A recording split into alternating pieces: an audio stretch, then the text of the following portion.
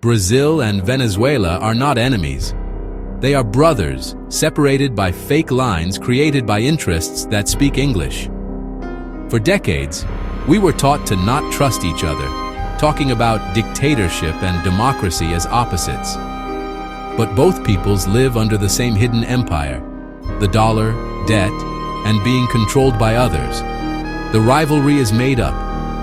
The real enemy isn't at the border. Brazil was made to believe that its survival depends on the United States and Europe, selling off public services, cutting healthcare and education, and relying on imports. The UN talks about human rights, but stays quiet about the punishments that destroy entire economies in the South. This isn't diplomacy. It's being controlled by others in an official way. Breaking away a bit from the US, Europe, and the UN isn't being alone. It's changing our strategy. The Brasilia-Caracas connection can be the start of a new order for the South. A political, energy, and food agreement that can free the continent from international money threats. Being neutral is a disguise. Being in charge of ourselves is the only real way forward. For decades, the idea of a very small government swept through Brazil. Under the promise of being more efficient, the wealth built by generations was taken apart, weakening our ability to decide for ourselves. The government, which should have protected national interests, was made weak, leaving the nation open to harm and adrift. The result was clear. Crown jewels like Vale and the Telebras system were given away. The Unified Health System, SUS, was always underfunded, a weakness tragically shown during the pandemic. And BNDES, once a driver of industry, was held back, becoming a timid bank. Now it's really important to change this path. Rebuilding the government isn't just a party project, but taking back a key tool for the nation. A government that belongs to the people, works to make sure everyone has rights, to reduce unfairness, and to help fair development, all for a future where everyone has control. This new idea comes to life in bold actions. Petrobras, made stronger, should lead the way in connecting South American energy. The important partnership with Venezuela is a necessary step, investing in making their refineries modern and building a connected energy network, making sure we are safe and helping our neighbors develop. To make this and other big projects happen, BNDES must take back its leading role. With strong funding, the bank should be the main support for building shared infrastructure, including railroads and ports that connect the continent and make our economic ties stronger. At the same time, being in charge of ourselves is built in the world of money. Banco do Brasil should be the main part of a new system for payments in the region, making it easier to trade in local money. This makes us less likely to be hurt by the dollar and makes a market of over 400 million people stronger. And finally, the base of every nation is healthy people. SUS, brought back from being ignored, must be made modern to become the biggest public health system in the Western Hemisphere, with huge investments in hospitals, research, and professionals.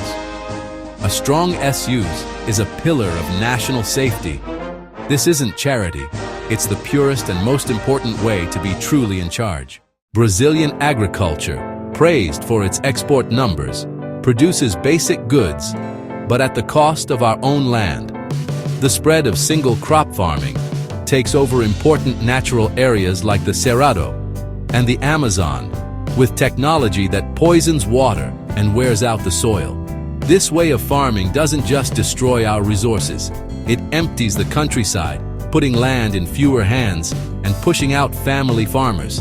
It feeds the global market, but leaves behind green deserts and unfairness. In the middle of this way of thinking, other options are growing. Rural social movements, like the MST, are often seen as bad, but they are a very important strategic asset. For decades, they have actually developed a different model: farming based on eco-friendly methods, working together, and producing healthy food for the Brazilian people. They are not against progress. They are leading a kind of progress that includes fairness for everyone and caring for the environment. Their settlements are living labs of how to be strong. The wisdom gathered by these movements can no longer be ignored. It's the government's job to recognize it and turn it into large-scale public policy. This means creating ways for farmers to get loans for eco-friendly farming, providing technical help that values what farmers know, and making programs stronger that buy food from family farms. The knowledge that fixes the soil and produces without poison needs to become the center of our plan for rural development. It's time to rethink land reform.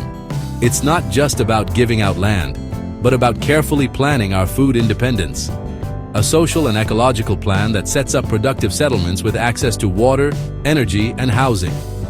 A plan that organizes how things move, from community storage to selling at local markets, making sure food arrives fresh and at a fair price to the workers' table. It's the guarantee that Brazil can first feed all Brazilians well. This independence gets stronger at the regional level. Working closely with neighbors like Venezuela is key to building a strong group, sharing technologies, and creating complementary production chains. Together, we can build a new agriculture for South America, spread out, growing in thousands of places, sustainable, mixing production with environmental repair, a truly independent agriculture that feeds its people and respects the land that gives us life, a land that isn't just something to be bought and sold, but a home to be cared for. The idea of a strong partnership between Brazil and Venezuela is more than just trading goods. It's not about trade balances, but about building a plan for a continental nation. The Brazil-Venezuela connection isn't just about money. It's really about politics and how things are built. It's the main support for building a strong and independent South American group. It means having similar views and creating lasting organizations that protect our shared future from problems and outside interests. Imagine a huge web that connects our people. A group of states that can share public policies, energy, money, and infrastructure. Think of a shared energy system, where energy from the Amazon and Orinoco flows freely, ensuring development that can't be threatened by global politics. Infrastructure with railroads and waterways connecting the Atlantic to the Pacific, making our internal market stronger. This creates a network of independence that the North cannot control. A physical, digital, and social fabric that unites us forever.